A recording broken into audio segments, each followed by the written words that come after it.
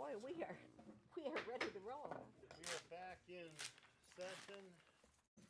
I'll entertain a motion to adjourn the special meeting. Second point. All right, clerk call the roll, please. Councilpersons Kelsey, Yes. Higgins, Yes. Breeding, Yes. Parkinson, Yes. Ross, Yes. Salcido, Yes. and Mayor Carnes. Yes. We're timing you. Oh,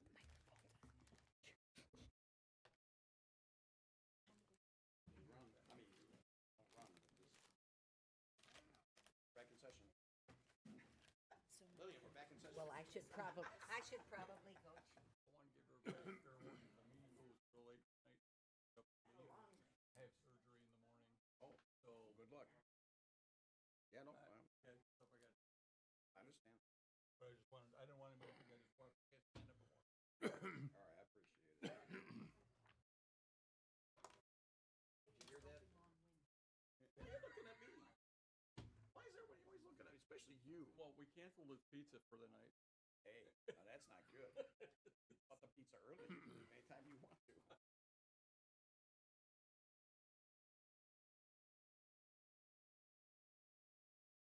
Oh, sorry. Sitting here holding all three copies. Oh, Amy, you're gonna come now on to work? Oh, Amy, come on. What's it gonna take, another $10 an hour or something like that? Get rid of Ed? We can put vote right now when we go back in session. Ed'll be gone. He'll never know what hit him. Do you think another $10 an hour would bring her to these meetings every week? Well, once we get rid of Ed, she can get $60 an hour. That's awesome.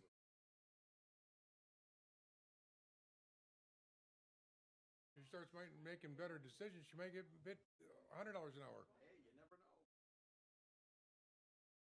Interpretation.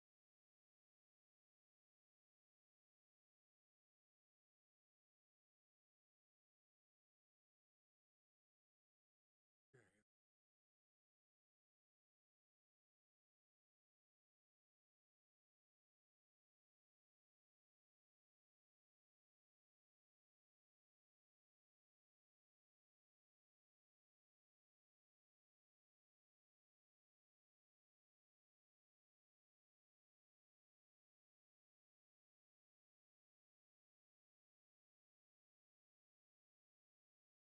You know, yeah, like, well, yeah.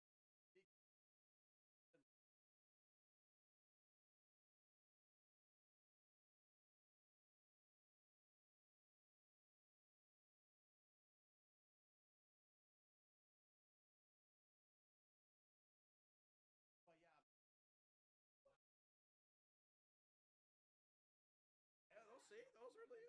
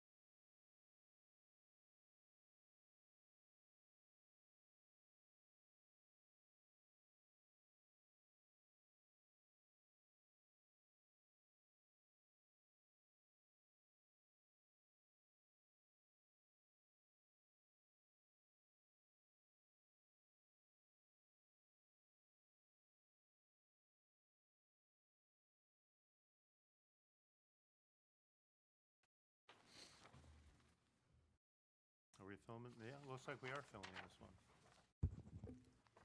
Smile, you're in candid camera. Okay, so I think that, oh yeah, we're behind our time.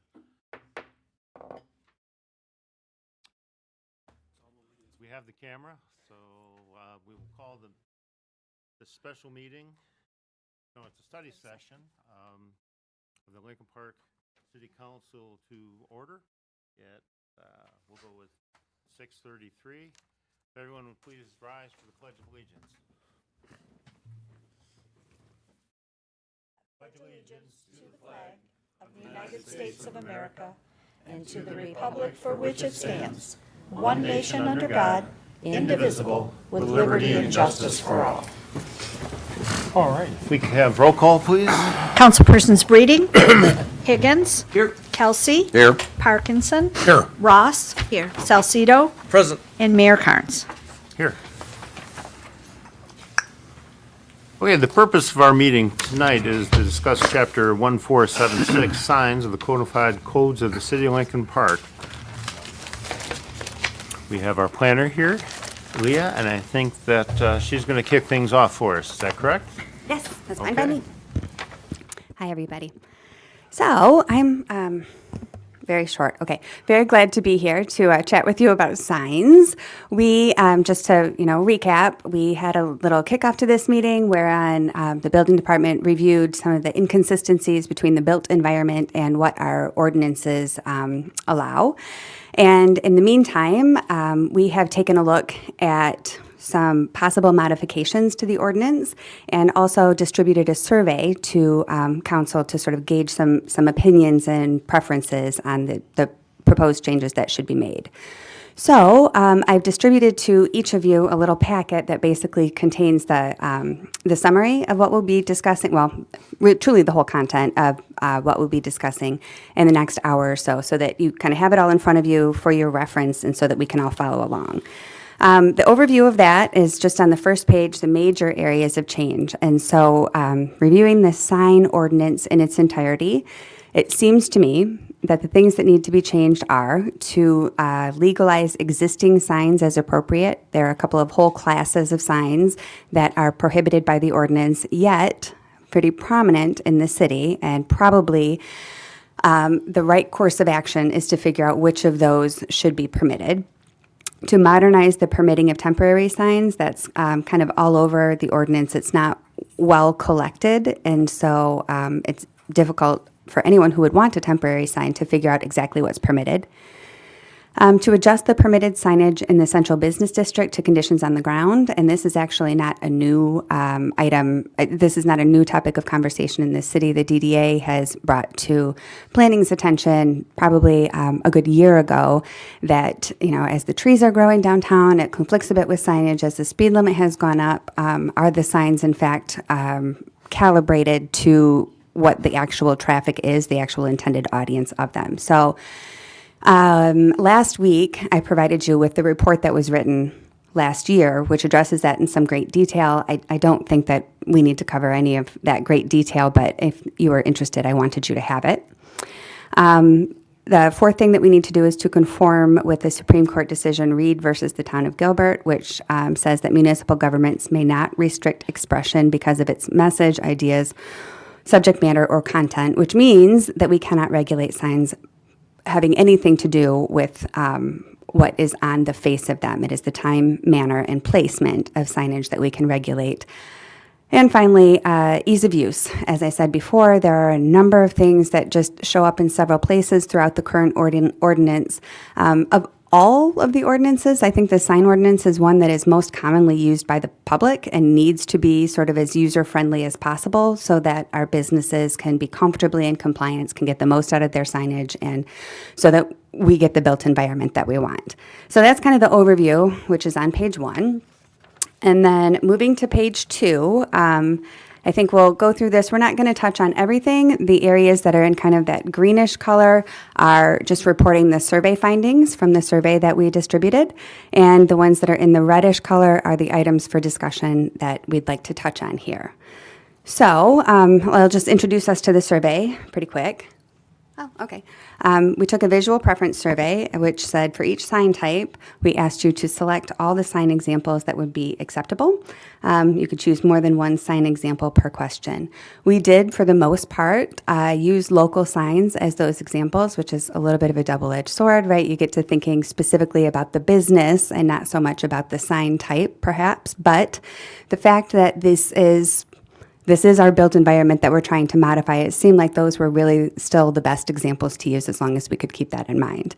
We had 3 total respondents, which is not 100% response rate, but it does provide us with some feedback. And if we wanted to expand that survey, if we wanted to open that survey up again, if we wanted to, expand the use of it in any way, we could certainly talk about that. But this is what we have to work with this evening. So on page 2 there, I just started with the currently prohibited signs and some recommendations for how we should address those. And I will say that even if you just kind of read this list of prohibited signs, you would have to read it pretty carefully before you came away with the correct understanding. So even just taking the first one, it says projecting signs. Right? You see that underneath prohibited signs, you think, okay, we're not allowed to have projecting signs. That's actually not true. What that's saying is that the sign can't obstruct access to the roof. Well, shouldn't we just have a regulation that says that so that we're not confusing people by saying, hey, you can't have a projecting sign? So we do actually permit projecting signs, otherwise known as blade signs, only in the Central Business District right now, and that is one that we that we asked the opinion on. So here are the 2 examples that we showed. One was the Lincoln Park example, and it was a little bit bigger. One is an outside example that was a little bit smaller and sort of more cleanly designed, I guess is what I'll use. And the results there were that the smaller one was better, and only one person liked, the local example, and 2 thought that a smaller sign would be better. So that's interesting as we go forward because those are permitted in the Central Business District. And one suggestion, we'll get to this later, but one suggestion that I've made is to perhaps encourage the use of those projecting signs and to make them larger so that they can attract the attention of the faster moving traffic on Fort Street. It may be that my idea conflicts with what you guys think is a good idea, and that is A-okay. That's what we're here, to sort of suss out. But here's an example right off the top. I'll skip over alley signs because that will get addressed later, but only to say again that this regulation does not actually prohibit signs in the alley. It just says that a sign can't encroach on an alley lot line. That's pretty poor writing. We can make that better. Roof signs. This one is a big one, I think, in the city. Here's a few examples. This section currently it has a somewhat confusing provision. It says they're prohibited, but then it's subject to certain exceptions, and those exceptions are really pretty subjective. There's not good criteria for them. And so that coupled with the fact that they are really prolific in the city, and even as we have been talking about this, I went downstairs and got a copy of the historical book that's sold downstairs, and so took a look through there just to see, well, can we see what these signs have always looked like? And roof signs have been prevalent as far back as at least these pictures are documenting. So it seems like this might be an area where we might want to make our regulations, to the extent that we can, match what exists.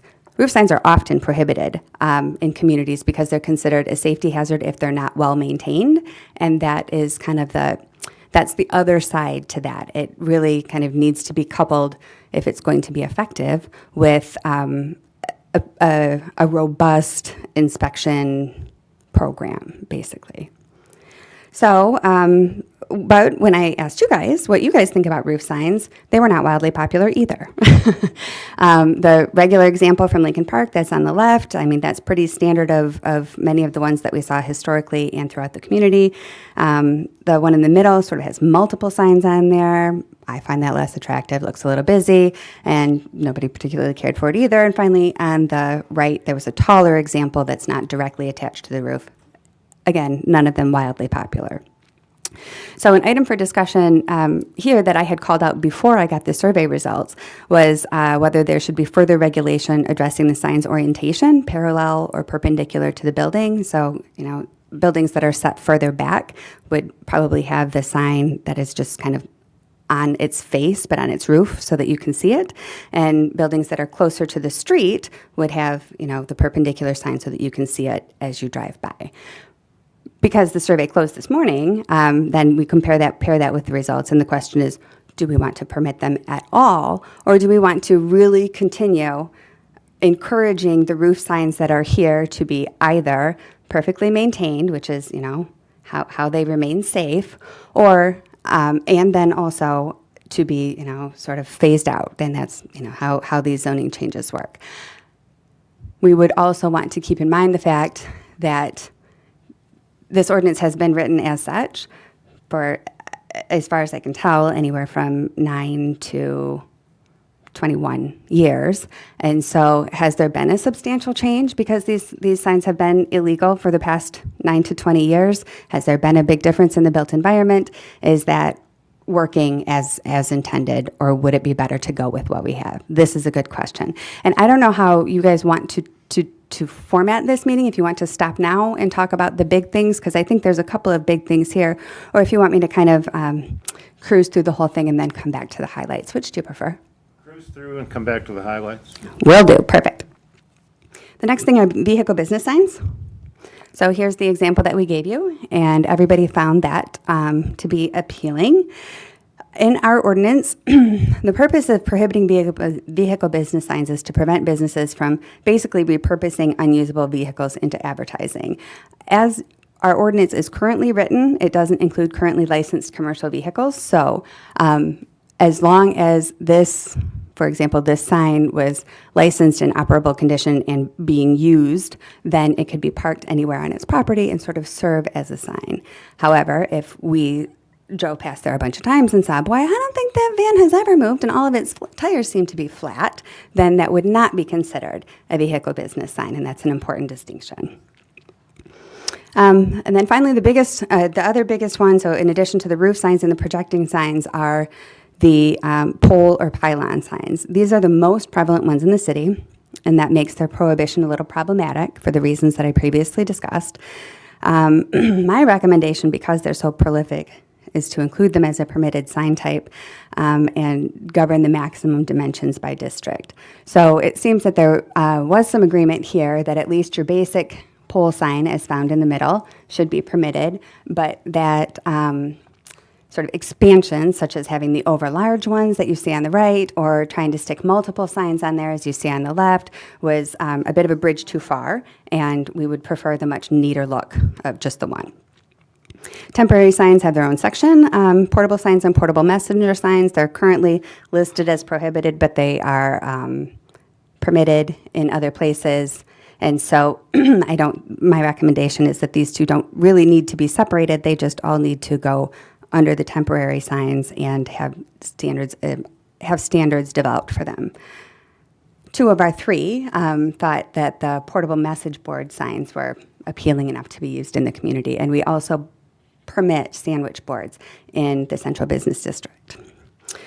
So those are the prohibited signs, and then modernizing the permitting of temporary signs. So it says temporary signs are not permitted in 1476-06, but a number of temporary sign types are permitted, and they're, again, scattered throughout the code in such a way that if I just wanted to announce my grand opening, I feel like I would have a hard time understanding under what parameters that's acceptable, and I feel like for our community, we don't want that to be the case. We want to be able to celebrate the grand openings with perfect ease.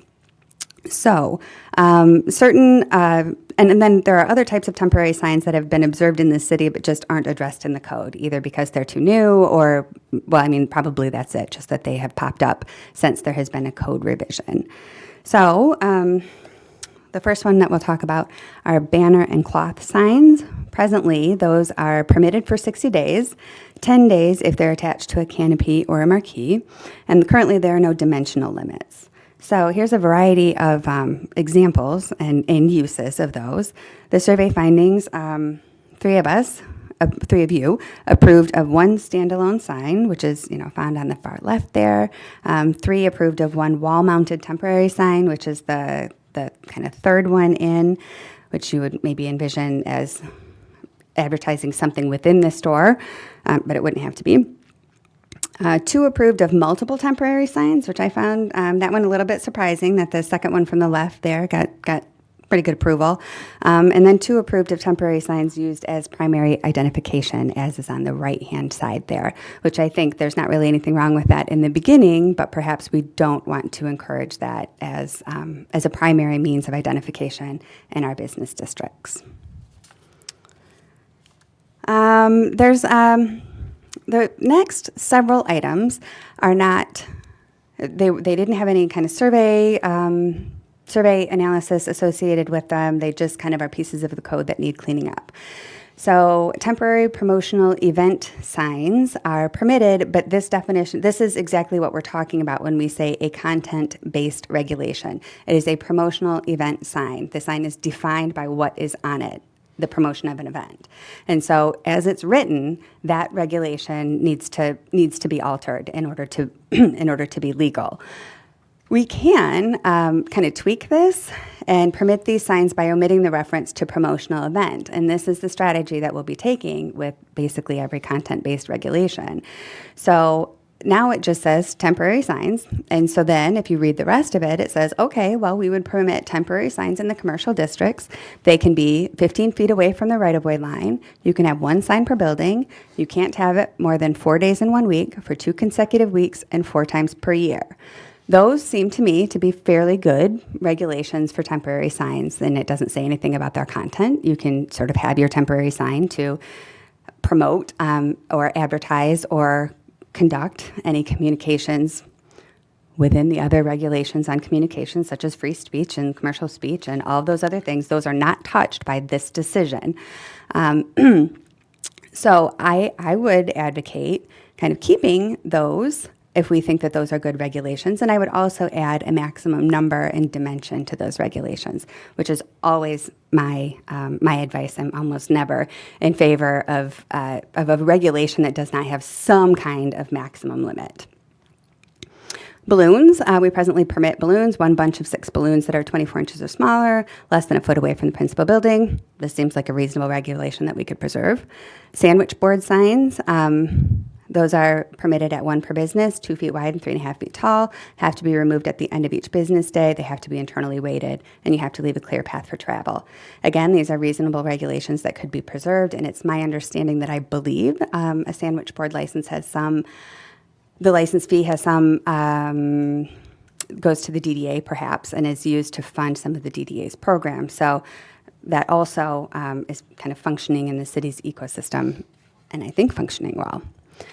Political signs. So this is basically how you can tell if any sign code has been rewritten since Gilbert versus Reed, is whether or not they still have a section that says political signs, because that, again, is on the face of it, is content-based as it comes. You are regulating a sign based on what's on the face of it.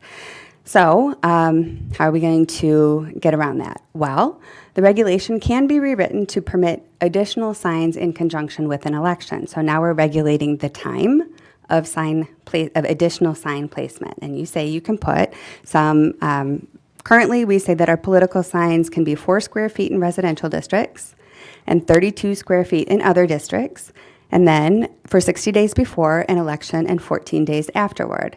So by removing the word political, we're basically granting some additional signage during those time periods that then must come down after that time period.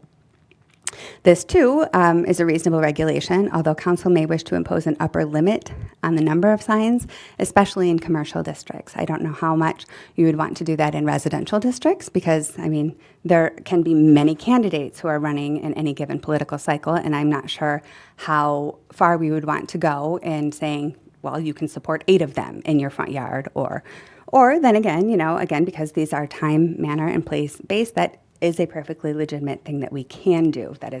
That's pretty discretionary. Real estate signs, another one. This section lives in the zoning code. And so I would have thought that there wouldn't be any sign regulation in the zoning code because the whole ordinance is generally in the building code, but there are 2 provisions in the zoning code. One refers to real estate signs, which again is regulated by content because we're talking about what's on the face of it. So this and the following should come out of the zoning code. Nobody should have to look in 2 separate codes to find out what sign they can put up. So that's my first recommendation. And my second is that it's recommended that these are treated as yard signs, which are described in our ordinance later on. There is also a section on temporary signs in the zoning code, which permits signs of 100 square feet or less for a renewable 6-month period. So you could have a 100 square foot sign for a whole year, subject to, but not necessarily requiring the approval from the Zoning Board of Appeals. This regulation all by itself, I think, is really too vague to be useful, and it's in the wrong place. I think that this kind of unless there's a compelling reason to include a catch-all temporary sign category other than the one that we discussed at the top of the page, this should probably just go. Painted wall signs are the next, and that is one that we do have some survey data for. Right now, these are permitted only in the central business district. Painted wall signs are, in some communities, an acceptable way of accomplishing wall signs. Some communities like them, other communities do not. Some communities regulate them in addition to a mounted wall sign. My recommendation would be to treat them as wall signs. So if you have a maximum wall size area, it doesn't matter whether it's painted or whether it's built on, that is your signage. And again, you could certainly have a differing opinion from that. I'm just offering you recommendations. So our survey findings were that the best liked one was the moderately large painted wall sign that's on the left. We also looked at a slightly larger example, which was in the middle, and then an example that was also large but was historic. I have seen this regulation used in some communities where they will permit an old historic wall sign. If you can prove that it used to be there, you can recreate it, but you can't use it, to sort of prop up your own business. I'm not sure. That's hard to trace, and it's hard to approve. And so really, to me, that kind of means you don't want a painted wall sign, except under very, very specific circumstances, and that would be okay too, but just we should know what we're encouraging. Then we get to yard signs, which in our code are defined, but nowhere do we say that they're permitted. So they're called out, how we define them, as having a wire frame and not being permanently attached to the ground. But as I said, they don't show up in any of the district or category regulations. They should be permitted in residential districts. There should be a maximum size and number. And the intent, which again, we're not putting in our code because we're not regulating by, but the intent should be to permit and regulate real estate signs, garage sale signs, neighborhood event signs, and political signs, the election period signs. So the idea is that you can have a little 2x2 sign in front of your home, and we are not going to be able to tell you what you can have on it. And you, under kind of this proposed idea, you could probably maybe have one throughout most of the year, and then at come election time, you could have more of them. Window signs are another example that are defined but not permitted in our code. My recommendation is that window signage should occupy no more than 25% of the total window area, leaving the remaining 75% fully transparent. I also, the section that permits painted walls in the Central Business District also refers to painted windows. I think that it would be better treated along with window signage, because to me, the real issue here is how much of the window are you covering up? Are you covering it up permanently or temporarily? Does not so much matter, because if you're changing a sign every, it might as well be permanent if it's the same temporary sign, you change it regularly. So my recommendation is that permanent window signs will function as an extension of wall signage. So if it's permanent, we may want to further limit their proportion. Right now, we say 10% is permitted in the Central Business District. And then say that, okay, if you've taken up 10% of your window area with a permanent sign, then you may use 15% for what will, again, the intent would be to permit signs pertaining to promotions, to advertisement, to help wanted, to hours of operation, to open and close. Those are the kinds of signs that we often see in windows. What we are seeing in the community is this, in places, an attempt to really obscure all of the transparency from the outside in.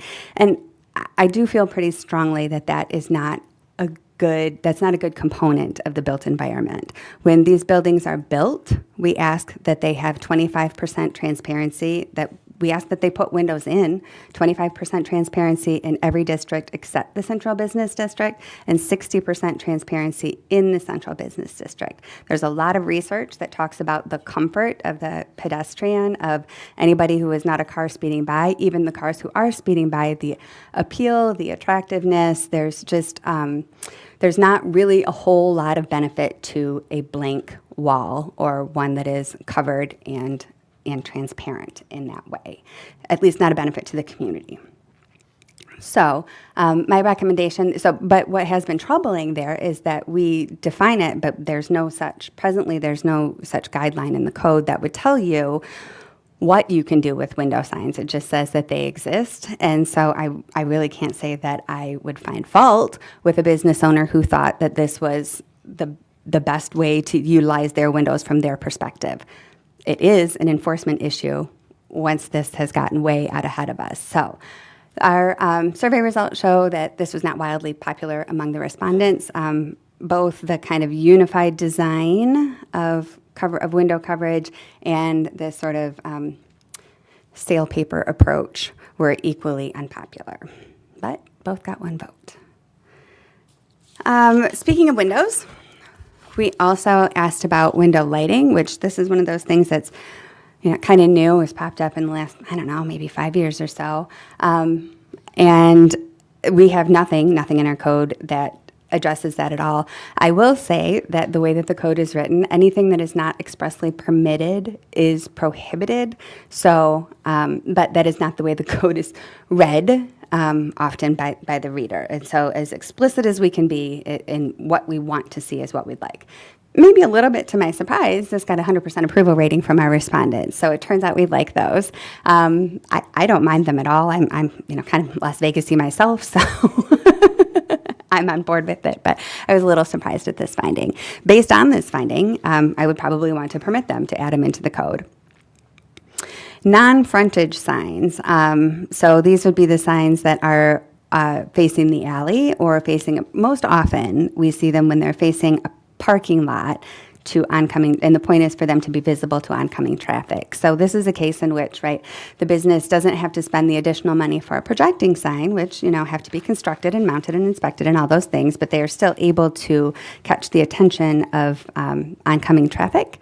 And I really, think that, first of all, those are very prolific in the city for the reason that I just described. And I don't think that there's really anything wrong with that. We want people to know where our businesses are, but we, again, should regulate it. So my suggestion is a wall sign measuring 50% of the permitted area of a frontage wall sign should be permitted on the side of a building, so it has to be smaller, and 10% of the permitted area of a frontage wall sign should be permitted on the rear of a building. I imagine that the business owner is only going to do this in an alley or if there's some other reason to identify, but I don't think that there's any reason for us to specify that it has to be overlooking an alley or anything else. We can just say on the rear of a building. That's defined in our code. So I think that a good size for that would be 10% of the permitted area, although a minimum should be observed, because on a small downtown parcel, taking 10% of what is already going to be a small area will be a dot, and that's not what we're trying to do either. I also think that regulation should specify that the character and materials of the main sign have to be carried through in these additional signs. So just, kind of like slapping up a banner on the side would not qualify. This has to be, sort of part of your unified presentation if, in fact, you want to offer a diverse presentation. Inflatable signs, these guys, nobody liked them. They're the only things that nobody liked. And frankly, when I was writing this report the first time, I was going to recommend not liking them also, but then I thought, hey, I said whatever you guys want. So we are all in agreement here. Bye-bye, guy. Feather sign, which are these kind of the stick ones. We have the picture on the left has just one. The picture on the right has two of them. Those were also not wildly popular. Permitting these signs is entirely at the discretion. If we were to, we should definitely develop spacing, setback, and maximum number requirements. The standard size should be specified. For signs we don't like very much, that seems like a lot of trouble to go to, and my recommendation, particularly in light of these findings, would just be that there's no reason that they have to be accommodated. And finally, electronic signs. Here we had an electronic billboard sign. One found that billboard appealing, and there is a whole electronic display section that will apply to, it could apply to any kind of sign, really, wall sign, pole sign, ground sign. And so those, I think, should probably be their own, should remain their own set of regulations. So sure, there's the time, manner, and place of your sign, but then also how bright it can be, how often it can flash, what kinds will you permit, continuous motion, those kinds of things I think should probably be investigated in a separate section. So those are the temporary signs. The third thing that we would want to do is to adjust that permitted signage in the central business district to commit conditions on the ground, which I've already pretty much alluded to everything that's going on there. What I had written before I got the survey results back was that blade signs are permitted or projecting signs are permitted in the central business district. Roof signs are under consideration. These measures would address the parallel orientation of the existing signs, because the two problems in this that we found in our research with the central business district were that the signs were too small and they faced the wrong way. So my suggestion before was an analysis of the maximum supportable sign size should guide an adjustment upon review of the results. Since neither roof signs nor blade signs performed well in the survey, it's worth discussing whether that's the right strategy, or I think we can't come around to that question until we've addressed those other two. And then these last couple of sections, there's really not a whole lot of give and take to discuss on. We're just kind of letting you know what we would recommend, because it's this part, anyways, a little bit technical. So we went through the existing code and noted that all the content-related definitions should be removed, and that's almost half of the definitions. So this mostly includes sign type purposes, as we've talked about, such as identifying the purpose of a sign as advertising or making descriptions more generic. So these removed definitions will go under the umbrella of more generic sign types. Again, instead of talking about political signs, we're just going to talk about yard signs and when they can be displayed. And yeah, we'll define signs by their structural makeup, location, and size. So following on page 4 is a list of the types of definitions that need to be removed, adjusted, or otherwise incorporated into our time, manner, and place regulations. And then finally, on page 5, ease of use. As I said before, these are one piece of legislation that are really heavily used by our business community. We want it to be as user-friendly as possible to produce the results that everybody wants. So 2 big changes are the creation of a standards according to sign type table. We should just have, and I sent you the drafty draft of what we're working on for that, but just so that you can see the direction that this is going, you should be able to look, what kind of sign do I want? What zone am I in? Here are the maximum dimensions, the maximum number. Here's exactly what I can hand to the sign designer, and because they're familiar with sign codes, and they will be able to do that without having their hand held by John or anybody else in the building department who, is presently having to read the code to them section by section and navigate them around it, if we are asked, and if we are able to, if we're able to give that information. And then some organizational elements, the unsafe and unlawful signs that was not remarkably clear. All of that information can be incorporated into the table or into some general standards. And we plan to recreate, there's some pretty good explanatory graphics that exist in the code, and there are some that could be improved. We'd be glad to do that, and we think that they should certainly be consistent in design and should appear, sometimes they're kind of grouped together, and that I'm sure has something to do with the limitations of Muni Code, but I think that we can do a little more to get the illustrations more related to what they are trying to describe. And then, we recreate those graphics. And then we just went through and removed the legalese, the therefore, the theretofore, the heretofore, all those things. When they're needed, great. They're not necessarily needed in the sign code. And again, it does not make it particularly user-friendly. So I think that I could maybe take burning questions if you have them, and then once you've gotten the information that you'd like out of me, we could go over any of these highlighted questions in there. Is John supposed to be making a presentation also as part of this? No. No, you're just here for questions? Okay. Yeah. The Reed versus the town of Gilbert, is that a relatively new decision, or 2010. 2010? And it hasn't been appealed? And Oh, sorry, applies- 2015. It has, I don't know that it's been, well, it's the Supreme Court decision. You can't appeal the Supreme Court, right? So it has had, sufficient case law after it to distinguish a couple of things that, for example, we can still regulate directional signs, things that are directly meant to influence health, welfare, and safety. So traffic signs, the regulation that says you can't have, a red sign with the word stop. Sure, that's content on its face, but it is also directly related to health, welfare, and safety. So we can still protect that. The First Amendment remains what it is. Reed versus Gilbert did nothing to, change the limits of free speech. So obscene signs remain obscene signs. And it also did, as near as I can tell, the case law has shaken out such that we are still permitted to regulate on-premise versus off-premise signs. So we are still allowed to say that the sign on your property must be related to your business, and you cannot sell that signage to promote somebody else's business. So we have to change this, we only have to comply if we go to change the ordinance, or this is something that by law we're mandated to comply with?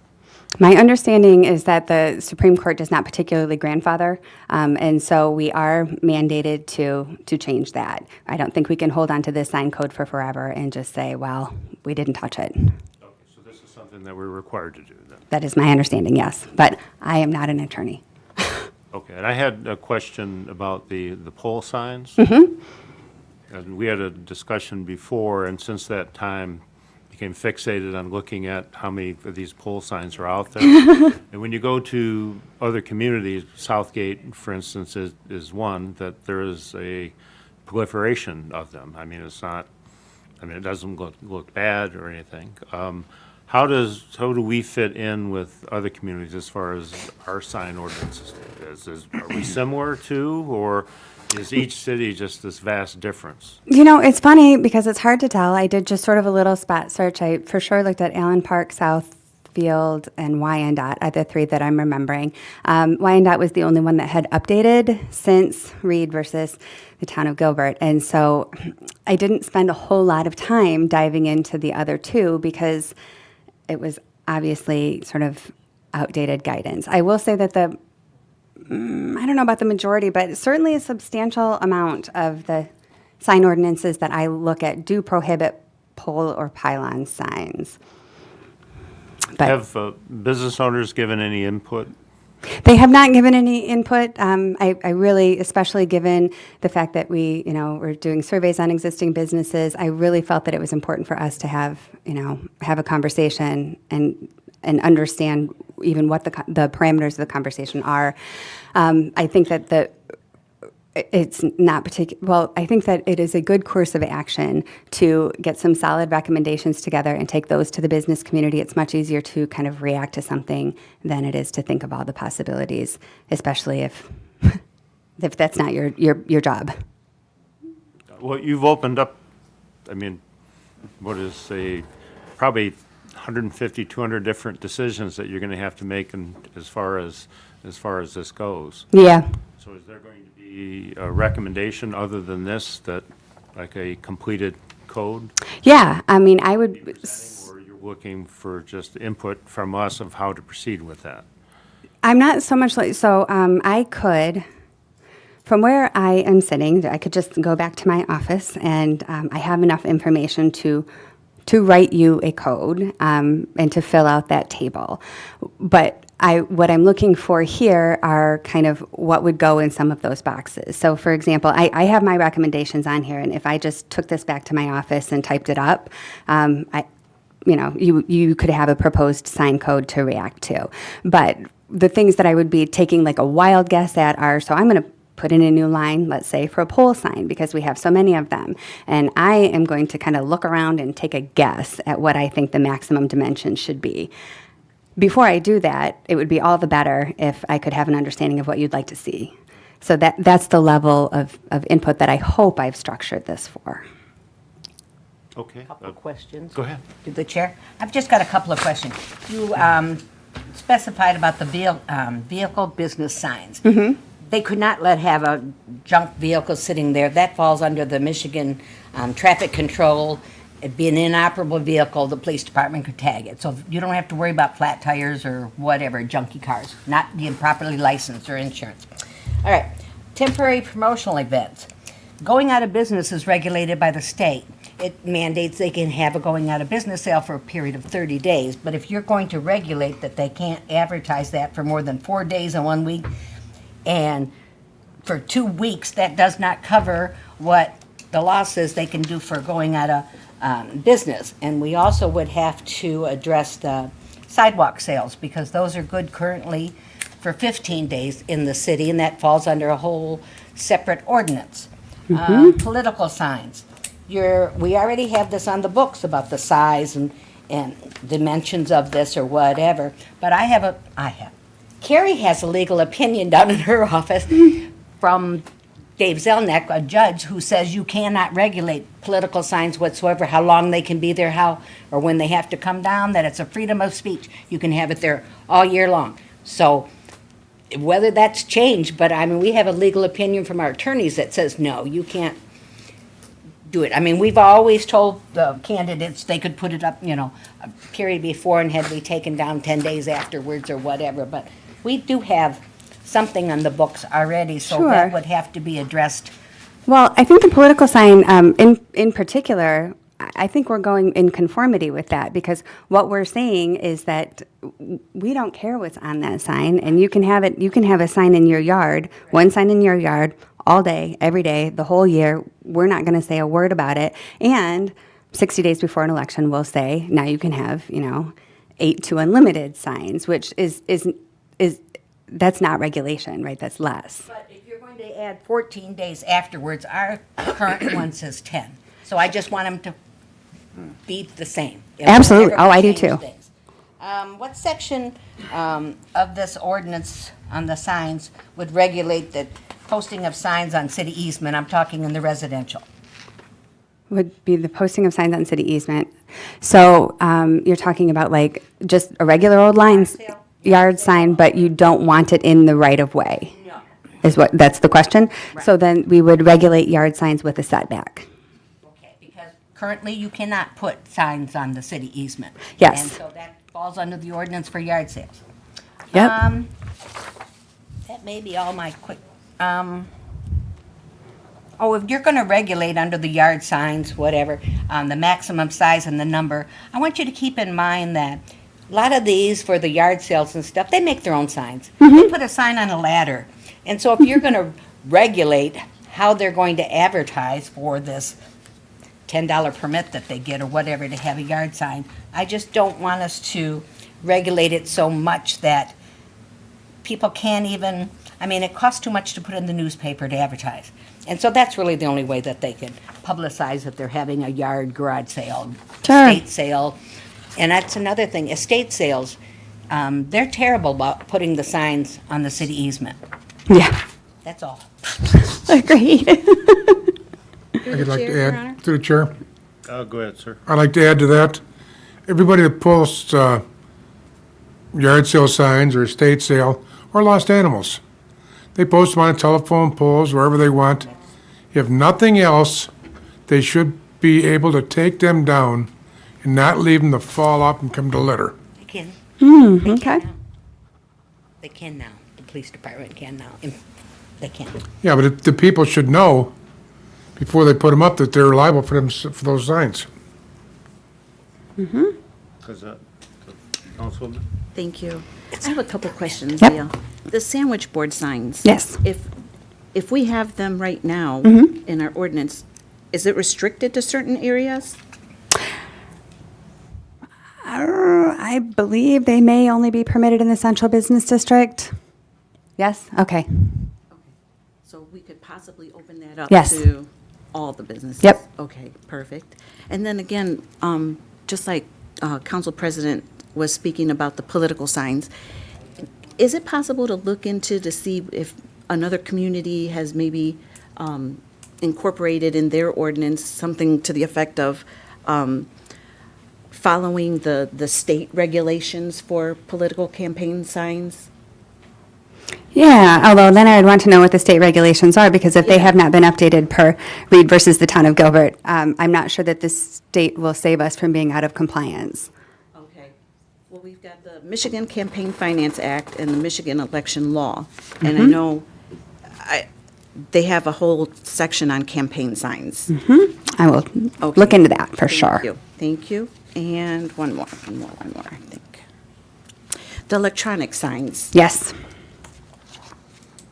Is it possible to leave those just to, like, the gas stations? So I find, I am unclear, and we'll have to dig into the case law. So you can't regulate by content, can you regulate by business? And that seems more defensible, for sure. But I am not here prepared to say, yes, that is totally 100% just fine. I just think, I'm trying to imagine the businesses using electronic signs, and I just don't see that, like, being very pretty. Right? Okay. But, that is the risk we take. And pretty is one thing that just doesn't show up in any ordinance whatsoever. Right, but since we're talking about this too, when I was driving through downtown Wyandotte, they have all their signage is right up on the walls, on the front of the walls. There's nothing that sticks out or, and it's all, I hate to say it again, but it's all very pretty. Yeah. Yeah, and so they're one that has updated since Reed, and I think that they're sort of pretty tight on their enforcement, which is the other half of it. There's what you're right, and then there's what you're willing to crack down on. Thank you. Sure. Through the chair? Yes, sir. I have a couple questions. One was the temporary signs and banners. I didn't see anything under there that covered events. There are several groups that put on events through the years, and they go and they run and put up banner or they put up a sign. I see nothing anywhere in there that would cover that. Right, because we took that out, right? So when we had temporary promotional event signs, and we said, that's an example of content-based regulation. So now we just tell folks, you can have a temporary sign, and you can put whatever you want on that temporary sign, because we can't regulate it. We can tell you how big it is, we can tell you how long you can have it out there, and we can tell you what it has to be made out of. That's what we can tell you. I have another, through the chair, Your Honor. Are you If I can- through? Yeah, go ahead. I can't remember what my other one Okay, was. just a thought, because I like the way Taco Bell, how they remodeled, and their sign is now very low profile. Was that their choice? Mine, it was a combination of the planning commission, their design, and the risk of not wanting to take high, because they had the lake fence. John, if you'd answer that via, for the sake of the audience at home. It went through the city planning commission, and in it, that was part of the design recommendation based on how much land they had to put it on versus their choices between the two systems, and they chose to go to a monument design. That turned out really nice. But then, you know what, too, if I may, going back to electronic signs, is that gonna, the city has electronic signs. Well, I mean, this is the truth, and nobody likes it, but the city is not required to follow its sign code. Through the chair, Your Honor. As you done. Just, a couple comments. First off, what really gave Lincoln Park character is the signage. Back in the 70s, I remember most of the buildings were full. So my first issue with all this is really, if you see an unsafe sign, talk to the owner. Have them take care of that, right? That's, safety should be the number one concern. And how you regulate in the future is, don't be punitive on the business owners. I mentioned this 2 weeks ago. A lot of them told me they couldn't do this, but 4 buildings down, they had a wall sign. And then in your survey, I read something, and maybe you can correct me or read it differently, but it said some of the buildings in the downtown area had trees in front of it. But in 10 years, the trees will grow, so they'll be fine after 10 years. That's how I read that. Well, hopefully the business would last that long, you know. If the trees are in front of the building, they're not going to last, right? So did you want to comment on that? Do you remember that? Oh, sure, yeah. So that's from the 2018 report. That was the whole issue, was that so Lincoln Park has the streetscape, which has been invested in. I mean, it was a choice at the time. But trees, when they're planted, are young, and there is a time at which they're just at the same height as the signs that currently exist. So the purpose of that report was to offer suggestions. So if we got the signs up on the roofs, would that alleviate the problem? It might now. When those trees get full size, would it recreate the problem? There's a little trade-off there. In the meantime, I think one of the things that I suggested in that report, sorry, it was a long time ago and I only skimmed it to refresh myself, where could we take some temporary measures in the meantime and permit, say, like at the beginning of the block, could we permit a sign that has, you know, maybe the next 4 or 5, the names of the next 4 or 5 businesses? Again, just to get us over the 10 years until the trees grow. There is enough research that I am convinced that the value of trees in a central business district far outpaces a temporary inconvenience that we could do something to address. So I'm in favor of the trees, but again, you're the decision makers. Just in closing, most of the business owners that I did talk to that had a tree in front of their building, they were more than happy to put flowers if they removed the trees, you know, for beautification purposes. But Sure. that's another, Sure. I think that may be a DDA issue. In Yes, regards to absolutely. And that trees. was specifically a DDA discussion, but if we're going to revamp the sign code, why wouldn't we talk about all the things that need talking about? Thank you. Sure. Your Honor, through the chair again. I remember what I was going to ask about before, the business signs, and my colleague over here already touched on it with the gas station signs, but there are certain businesses, the small food stores come to mind immediately, that they've always got signs in their window for their sales, and I don't care what town you go to, that's always the same. And I would like that to be addressed in some way.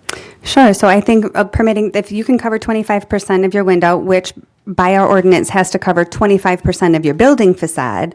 So now, I hope I did the math right. Now that's 1/8 of the front of your building is allowed to be covered in these temporary promotional signs.